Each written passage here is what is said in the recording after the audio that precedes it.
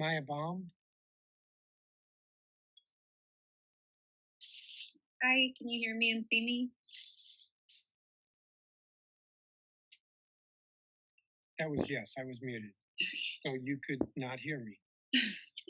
Great. Well, good afternoon, Chairman Mendelson and the other members of the committee. My name is Maya Baum. I'm a fourth grade teacher in DCPS and a resident of DC. I know you spent a long time listening to many other testimonies, and hopefully nothing I say today is new.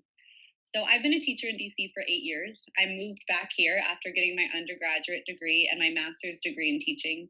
I share this information with you because I think it's important for people in power to realize and remember that teachers are professionals and experts in our field. Most of us are certified and trained in the best ways to educate and support students.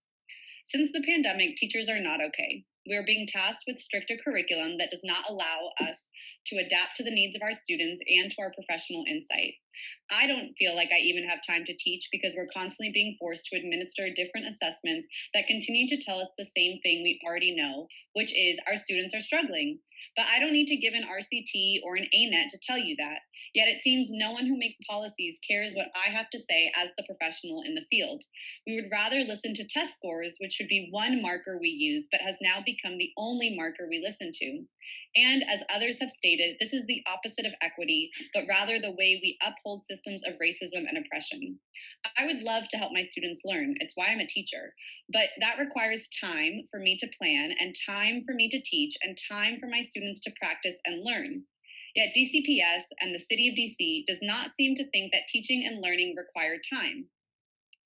Since the pandemic hit, and truthfully, this was true before, we are being forced to accelerate and increase rigor as if that will suddenly teach students who can't read how to read. My students this year and last year, more than ever, need time. They are struggling with having survived this global pandemic, but we refuse to give them time to process and recover. They are children. Everything about acceleration and rigor goes against child development. And the worst part is there are people who will respond to what I'm saying by saying that I am setting low standards.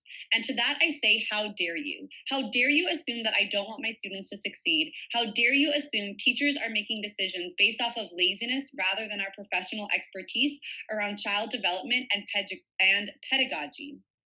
It is this environment that is escalating the already existing crisis we've been in. Why should we continue working in a job where we are not valued or seen as professionals or experts? This is not new. The council, the city of DC needs to act now. Teachers need a contract that allows for us to financially afford the cost of living. We need flexible scheduling that allows us time to plan and prepare. We need there to be substitutes so we can take time off to care for our bodies and our mental health.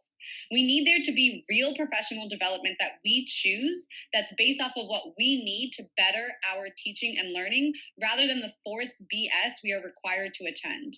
If those in power do not start listening to teachers now and start viewing teachers as the experts of schools and learning, then we are to continue on this path where we won't have educators to educate our children, and then our society will not be able to thrive and grow. Because what happens when children are not given the tools to learn and grow and then they become adults? Thank you for your time today. I really hope that we see a change. Thank you, Ms. Baum. I don't